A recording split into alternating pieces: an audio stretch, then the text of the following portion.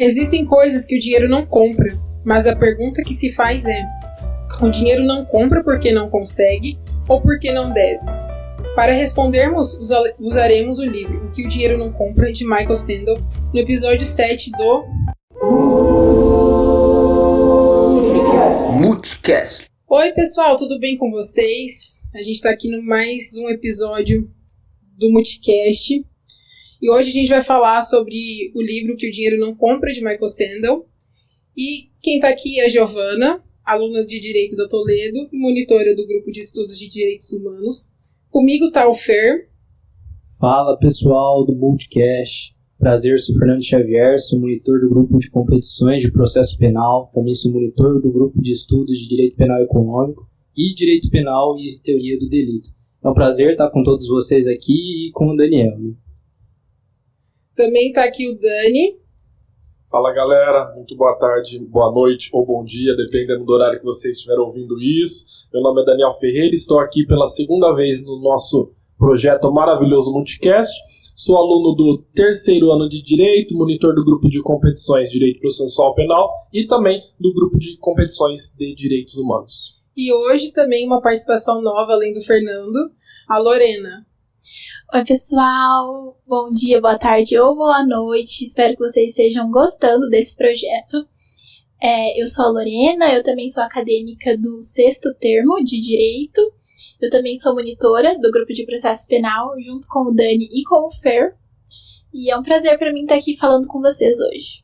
E também, não menos importante, quem está aqui por trás, tirando umas fotinhas aqui no background, é a Isa. Fala, só dá um oizinho aí, Isa.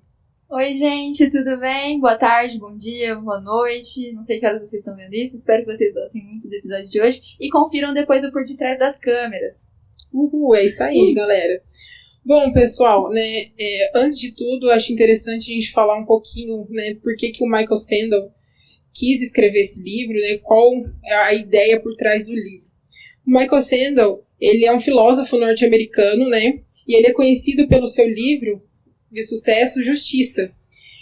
O Sandel quis escrever, né, surtiu essa ideia de escrever o livro Que o Dinheiro Não Compra, com o intuito de esclarecer as normativas da economia. Então, a tese inicial dele se transformou nesse livro. Onde que aconteceu essa tese inicial? Nas conferências de Tanner, sobre valores humanos no Brasenose College, na Universidade de Oxford, em 1998. Então, após, né, surtir essa necessidade, essa anseio por responder o que a economia influencia nas pessoas, influencia na sociedade, que ele escreve o livro O que o Dinheiro Não Compra. E para entender o que o livro fala, né, qual que é a ideia do livro, quais são as entrelinhas do livro, a Lorena vai explicar aqui pra gente a ideia do Sandel. Então, o Michael Sandel, de início e visando contextualizar muitas das reflexões que serão trazidas no texto, ele vai começar falando sobre as crises, né? Sobre a crise de 29 e sobre a crise de 2008. E essa crise financeira, ela vai criar a impressão nas pessoas de que o mercado se desvinculou da moral. No entanto, é trazido pelo autor a necessidade de voltar o vínculo entre o mercado e a moral. A gente vive hoje em um momento de grande extensão dos mercados e dos valores de mercado para a esfera da nossa vida, nas esferas da nossa vida em que antes os valores de mercado não influenciavam diretamente. Né? Então, o que o autor propõe nesse livro é justamente repensar o papel do mercado e os seus limites morais dentro da nossa vida, né? Justamente questionar o fato de que muitas vezes é trazido que tudo o dinheiro tem a capacidade de comprar. Eu achei muito interessante que o autor ele vai trazer de que essa problemática que a gente vive hoje da nossa política econômica, ela não é fruto de problemas de moral extrema, mas sim de um vazio moral, de um vazio ideológico, de um vazio espiritual até mesmo. Bom, O autor ele vai começar falando um pouco pra gente sobre economia e sobre os incentivos, visando de início já contextualizar a economia. Ele vai salientar pra gente que a economia hoje, ela se distancia da sua concepção clássica, da sua concepção tradicional. Ele vai trazer aqui a conceituação de um escritor, do Greg McQueen. E esse escritor, esse economista, ele vai falar que não há mistério no que é economia. Economia, na verdade, é simplesmente um grupo de pessoas interagindo na condução de suas vidas. E nesse ponto de vista, a economia ela não vai ser algo que vai se restringir a matérias financeiras, mas sim também vai ser justamente algo pertencente da interação humana e vai falar sobre princípios que regem a tomada de decisão dos indivíduos. E, portanto, vai justamente se referir a como as pessoas reagem a certos incentivos. Entender a economia como sendo um estudo dos incentivos significa ampliar a visão da influência da ordem econômica em diversos ramos da nossa vida cotidiana, né? Os incentivos são intervenções de algum economista, de algum gestor político que vai conceber e arquitetar determinada visão de mundo na vida das pessoas, na nossa vida. A gente também é atingido diretamente com isso, né? E um dos exemplos que o autor vai trazer sobre como esses incentivos de ordem financeira vão atuar no mundo concreto seria, por exemplo, a possibilidade de alguns países, de determinadas empresas, pagarem uma taxa para com que isso elas pudessem emitir determinada quantidade de gases na atmosfera. Tem também o caso que ele traz, que é bem chocante, que é dos países da África, em que é possível comprar o direito de matar o rinoceronte preto, um animal que está em extinção. Assim, ele vai justamente trazer essa questão dos incentivos do mercado. E algo muito importante que ele traz é como essa lógica mercadológica ela vai se distanciar da mão invisível do mercado, lá do Adam Smith. Ao passo que esses incentivos, que constituem a pedra angular da nossa vida, da vida de muitos, não é uma mão invisível, mas sim uma mão pesada e manipuladora. Porque a maioria das vezes, esses incentivos do mercado não vão surgir de maneira orgânica. Esses incentivos, eles são inventados, eles são articulados por um economista, por um gestor, por um político. Não é algo espontâneo, genuíno da vontade das pessoas. E, portanto, não se encontra ali na mão invisível do mercado. Bem, partindo para o desenvolvimento da obra, o autor ele vai trazer sobre a economia e sobre a moral. E justamente, quanto mais os mercados e a lógica em si, né, do mercado, a ideologia que está por trás de tudo isso, vai aumentar a sua penetração nas esferas da vida em que, a princípio, não eram regidas por princípios econômicos, mais o mercado vai se envolver com questões morais, né? E a ideia clássica de que a economia é uma ciência livre de qualquer valoração e não depende da moral e da filosofia política vai se tornar cada vez mais algo extremamente questionável. Isso porque, no momento em que a lógica do mercado ela está restrita aos bens materiais, né, a escolha de o que consumir e como consumir, bens ali de consumo no cotidiano, não vai ter muita objeção, não vai ter uma objeção de grande peso, essa vinculação moral, né? A moral não vai estar ali evidenciada. Vai ser tão somente uma questão de preferências do consumidor.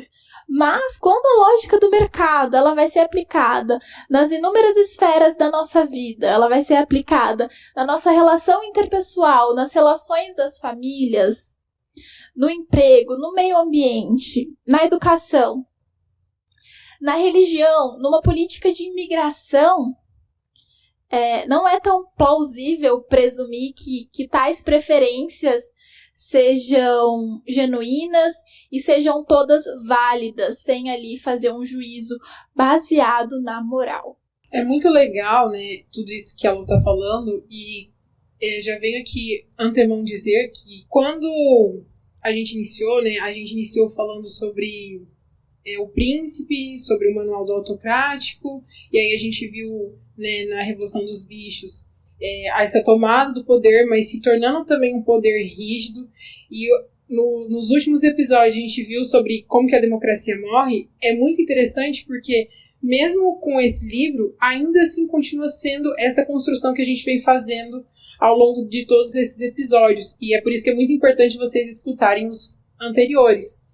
Mas o que mais me chama atenção é como que até mesmo a política, por exemplo, no horário de propaganda política, é tomado como uma questão de consumo, porque você está vendendo a imagem do político, você está vendendo o serviço, digamos assim, que aquele político vai te oferecer. E isso me lembra muito da questão do demagogo nesses regimes autocráticos, que é necessário ter. É uma coisa que eu venho falando toda vez, mas é uma coisa assim tão viva para mim de enxergar nessas situações. Então, até nisso, a gente consegue ver que essa demagogia que se faz no horário político influencia como a gente vai decidir na urna e como influencia em toda forma de governo, em tudo. Então, assim, são coisas que estão muito atreladas e são muito importantes ser debatidas. Perfeito, Gi. Eu achei bacana que você trouxe essa questão política, e um dos exemplos que o Michael traz é justamente esse lado político lá nos Estados Unidos, da venda do lugar da fila para entrar no Congresso, nas sessões parlamentares, né? Quem vai acabar comprando isso vão ser os lobistas. Lembrei muito da gente que a gente estudou isso na competição de processo penal, e era uma inquietação minha, porque muitas pessoas têm impugnado pela regulamentação do lobby aqui no Brasil, né? Pela essa regulamentação de você poder, através do lobista, influir ali no processo de criação legislativa. No entanto, a gente vive num país desigual, né? E assim como acontecia nos Estados Unidos, quem serão esses lobistas que ali estarão? É justamente quem terá maior poder aquisitivo. Eu achei, assim, muito, muito bacana essa questão política e tudo mais. É interessante o que a Lu falou, porque não basta só a gente falar do político sem olhar também para a base, né? É interessante que no livro o autor ele traz o exemplo do parque da Disney, onde dependendo do valor você consegue passar na frente de determinadas pessoas, né? Parece que é uma quantia de $180, se você tiver com uma família de 4 pessoas, você consegue passar lá na frente de todo mundo. Então veja que não é só no Congresso, isso acontece até mesmo no nosso dia a dia. E também o que a Gi falou, assista os podcasts anteriores, tem sobre a Revolução dos Bichos, algo muito interessante. E também já indo para o lado que a Lô falou, o autor ele questiona bastante a parte da influência do dinheiro, se o dinheiro ele tem realmente toda essa eficiência. Pois vamos citar um exemplo do presente. Esse episódio, inclusive, é um especial de Natal, a gente está aqui de gorro, comemorando Natal. Possivelmente ele vai ser lançado perto do Natal, então Feliz Natal para você, Feliz Natal para sua família, Feliz Natal para todos nós aqui. Então ele questiona essa eficiência do dinheiro. Por que nós não damos para os nossos familiares, para os nossos amigos, um envelope com dinheiro, não é mesmo?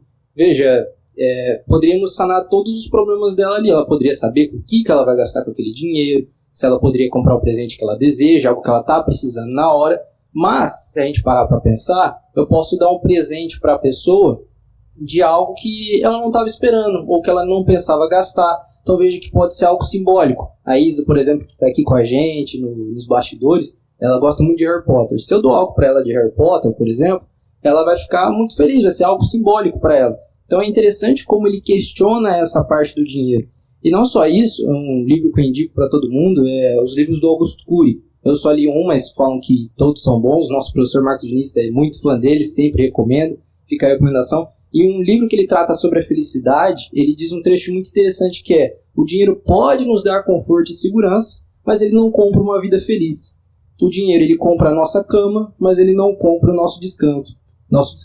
Ele compra bajuladores, mas ele não compra amigos.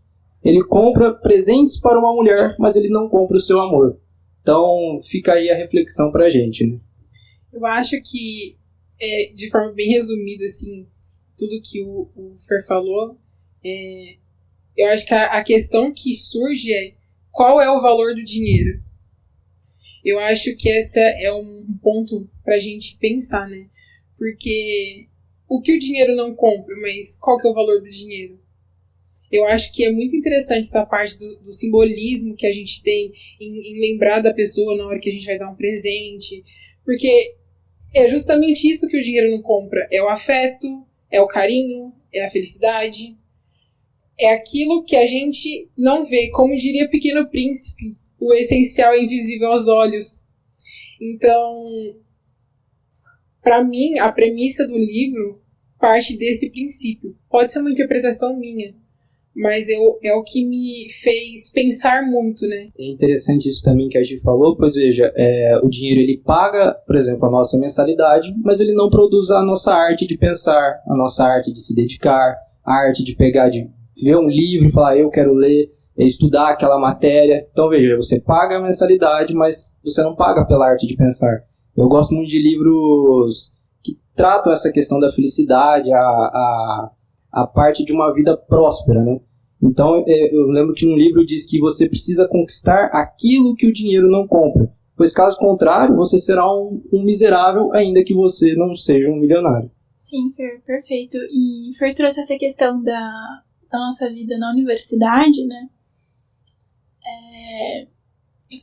Agora lembrei disso, eu vou comentar. Eu tinha até comentado com a Isa. Recentemente, eu vi uma propaganda de uma instituição de ensino, não era uma universidade, era outro colégio, falando assim, olha, você quer ganhar 10 mil reais um ano depois de formado? Vem estudar com a gente faz passar no vestibular de medicina e é isso que você vai ganhar. Não sei se eu poderia ter falado isso, podia, né? Não, mas foi o que aconteceu. E era essa propaganda, era uma propaganda do YouTube, justamente falando, olha, você quer ganhar 10 mil reais um ano depois de formado? Vem estudar com a gente, você vai passar em medicina. Falei, você tá cuidando da vida de uma pessoa, como que você chama pessoas para esse curso com essa oferta? E é isso, né? Muitos profissionais, não só no ramo da medicina, né, tem ali entrado na universidade, tem prestado um concurso visando tão somente o lucro e não que ali você vai estar tratando de uma vida humana, que tem alma, que sofre, que chora, que nem você. Eu acredito que não só na medicina, né, mas em todos os outros cursos, porque hoje é até a questão da ganância, né, dessa ânsia por ganhar dinheiro, por ser bem-sucedido, por estar no topo. Cara, eu acho que isso não faz sentido pra mim, porque o gari que recolhe seu lixo na rua, pra mim, tem muito mais valor do que alguém que tá no poder supremo do universo, sabe? E é isso que eu senti do livro. O dinheiro não compra isso. Lu, fica tranquila que se você for preso, alguma coisa, o Lucas Noy te defende, tá? Ele faz um HC? Faz. Mas só complementando isso que a Gi falou, acho que eu nunca cheguei a conversar com vocês, que é algo que eu reflito muito sobre a pesquisa, né? Que o pessoal sabe que é algo que eu gosto muito. E há um tempo atrás eu estava refletindo e comparando a pesquisa com a vida profissional, né? E em tese, assim, eu falei, cara, a lógica da pesquisa é diferente de tudo.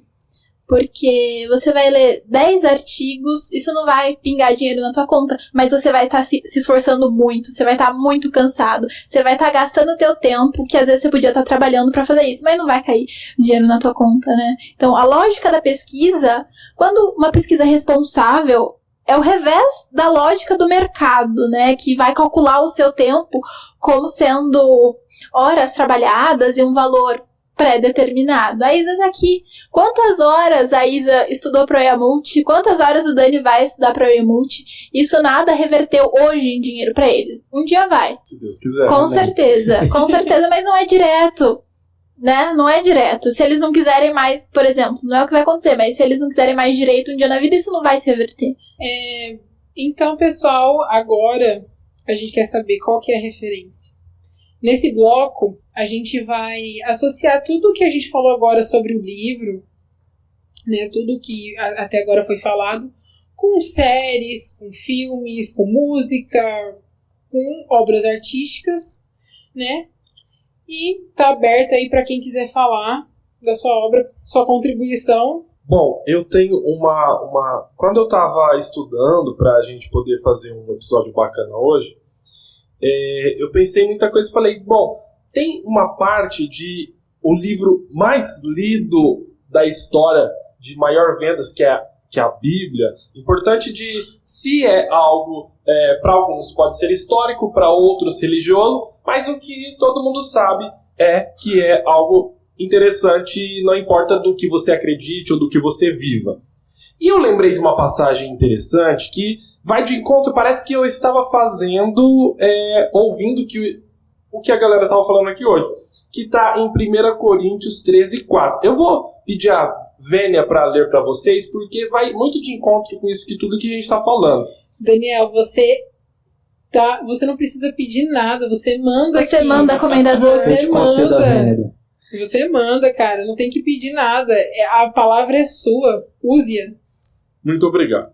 Que fala sobre o amor. E é assim, o amor é paciente, o amor é bondoso, não tem inveja, o amor não é orgulhoso, não é arrogante, nem escandaloso, não busca os seus próprios interesses, não se irrita, não guarda rancor, não se alegra com a injustiça, mas se rejubila com a verdade.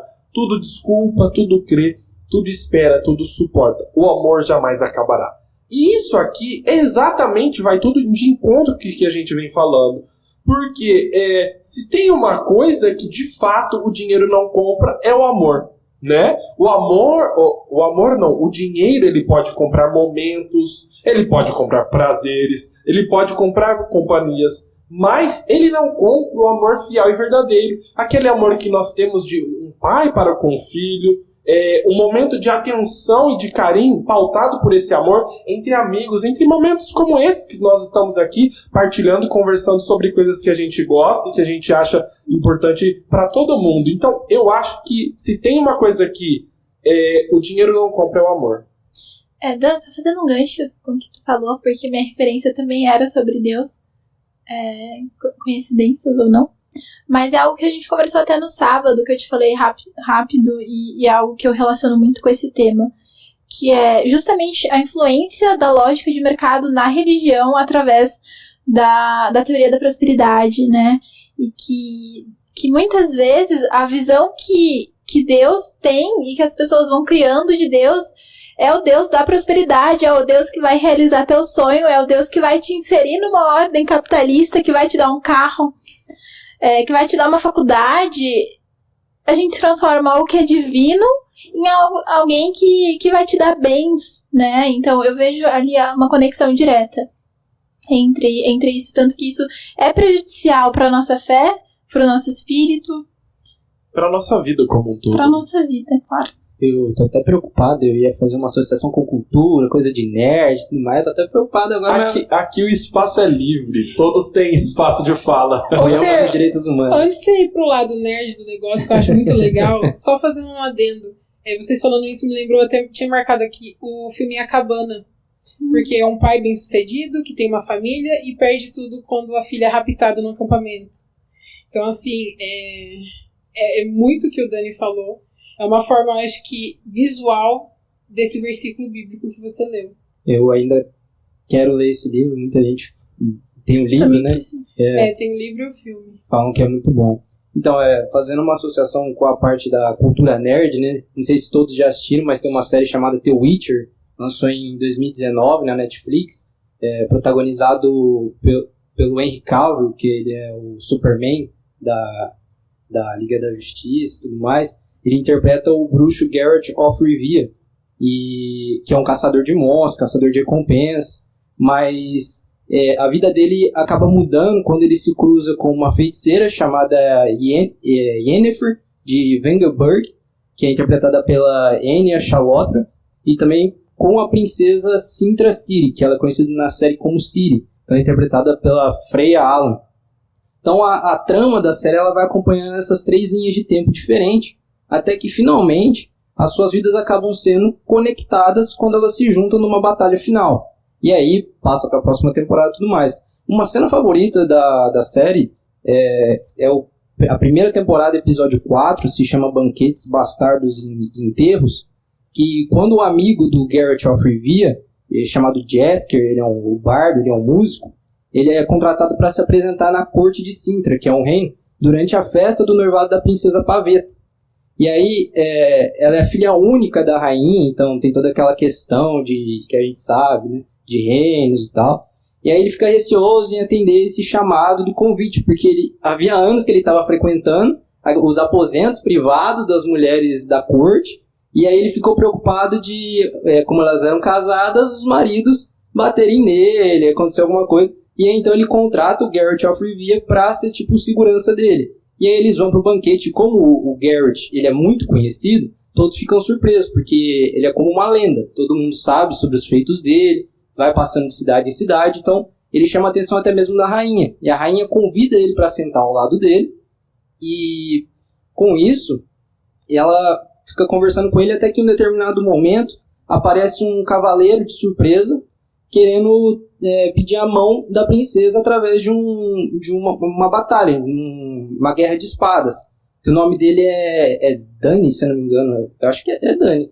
E aí, no momento da luta, ele acaba perdendo o capacete, que ele tá todo de armadura e tudo mais, e ele acaba perdendo o capacete e é meio homem e meio porco-espinho. E aí todo mundo fica abismado, porque ele é tipo um monstro, né? E aí, o que isso tem a ver com o livro que a gente tá citando e tudo mais? Que o Geralt ele tá sentado ao lado da rainha, e a rainha fala pra ele, bruxo, mate ele. Ele fala não. E ele é um caçador de recompensa, ele é pago por isso, ele tem que matar monstros. E ela fala, eu pago o preço que você quiser. E ele fala não, porque ele não é um monstro. Ele só tá amaldiçoado. Ele só tá amaldiçoado. Então, é um momento que eu penso bastante que você vê na série essa parte, apesar dele ser considerado um monstro ao longo da série, muitas pessoas não gostam dele, vai mostrando esse lado humano dele, entende? É uma associação que eu quis fazer. Um ponto, assim, só pra... que tem mais ainda alguns blocos, mas só pra, assim, fechar esse tema, nesse bloco, é um livro da Conceição Evaristo, uma brasileira, negra, periférica, e é um livro até bem polêmico, porque teve uma professora do ensino público que foi demitida por conta desse livro. E tem um conto nele que chama Quantos Filhos que a Natalina Teve? E o que esse conto tem a ver com o livro? Eu lembro que ao ler o livro, né, O Que o Dinheiro Não Compra, logo nas primeiras páginas, o Sandow fala sobre a questão da gravidez, da barriga de aluguel. E como que isso está sendo como se fosse uma mão de obra, né? As pessoas vão na Índia para, né, conseguir esse serviço porque é mais barato que nos Estados Unidos e menos burocrático. E é justamente sobre isso que fala o conto da Conceição Evaristo. Dessa questão de que a mulher tem que ter sempre ao dispor, que a mulher tem que engravidar, se a mulher não engravida é culpa dela, que a mulher não pode ter uma gravidez indesejada. É quase como se fosse uma manufaturamento, não sei, sobre a gravidez. É como se a gravidez fosse uma linha de produção. É como se a criança até mesmo fosse um objeto que a gente compra, né? Então, quando eu vi isso me tocou demais, isso me chamou muita atenção. Bom, agora, quase encerrando, o Dani vai explicar pra gente qual que é a relação desse livro no mundo jurídico. O que ele tem a ver com direito, Dani? Bom, Gi, quando eu estava me preparando, dando uma olhada em várias coisas para essa parte, né, dessa associação, uma coisa que me veio à mente é algo que a gente pensa antes de entrar na faculdade de Direito. Porque muita gente vem para o Direito por conta de quê? Porque você sabe, você fala, olha, eu vou para o Direito por conta do leque de opções, aquele famoso leque. E por quê? Porque na maioria das vezes, e a grande maioria dos cargos que a gente ocupa depois de ter a formação em Direito, você vai ganhar muito, você vai ter dinheiro. Recebo. Virar dançarino do TikTok. Então, aí depende, né? E aí a gente pensa muito nisso. E por isso que é importante que a gente saiba que nós devemos nos atentar, sobretudo, que no direito, onde a gente lida com vida de outras pessoas, onde a gente lida com situações delicadas de outras pessoas, que a gente não pode negligenciar esse fato de colocar ou não valor nas coisas, de que a gente vai para o direito para transformar vidas, para mudar situações desiguais, ou a gente vai tão somente para conseguir um dinheiro, um valor, um preço, né? E também, a gente, fazendo um link com isso, a gente tem que entender também uma coisa primordial aqui, é o quê? Que valor é diferente de preço. Porque valor envolve esforço, envolve experiência, importância para a pessoa. Agora, já preço, ele é uma quantidade em dinheiro estipulada para determinada coisa.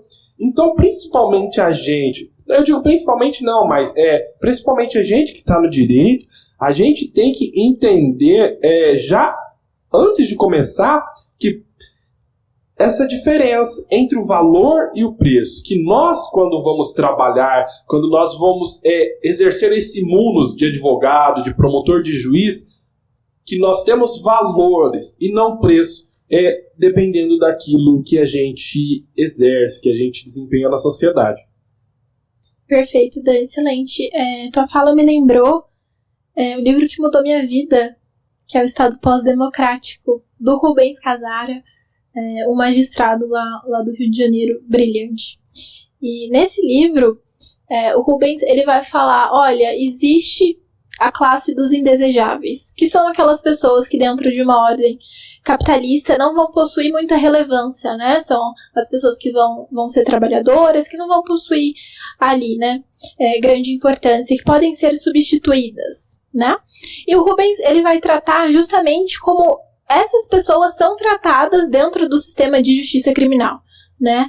E numa lógica em que para o Rubens Casara não havia mais uma democracia, mas sim uma pós-democracia, em que os direitos fundamentais estariam sujeitos a essa ordem dos indesejáveis, né? Muitas vezes a estes indesejáveis é destinado a uma tratativa penal mais severa, né? O que a gente vai chamar de direito penal do inimigo.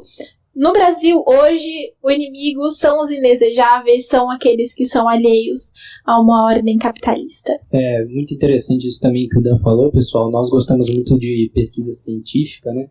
E eu publiquei, por exemplo, ontem um artigo junto com o professor Lucas, e o Dan hoje publicou também no FEPOD, né? E aí a gente estava questionando sobre o preço, né, das revistas científicas. Normalmente isso é muito caro e tudo mais. Então, a gente estava questionando isso. Aí eu parei para refletir o valor disso posteriormente.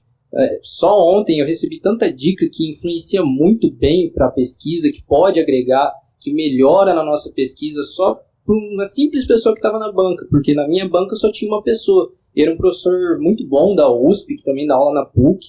Então, esse valor que, apesar do preço, a gente fica questionando, nossa, mas tudo isso para publicar um trabalho, não sei quantas páginas, 20 páginas, 15 páginas, mas a gente não para muitas vezes para olhar o valor, o que isso agrega no nosso futuro, futuras pesquisas. Se você quer entrar no mestrado futuramente, pode influenciar na sua pesquisa, um doutorado. Então é muito interessante isso que o Dan falou. Bom, outra coisa, mais duas coisas para a gente indo para o final, uma coisa que vem na minha cabeça, corrupção. Por quê? Porque comprar influência, comprar pedaços de poder, intromissão na política, tráfico de influência e todas essas questões podem ter consequências devastadoras.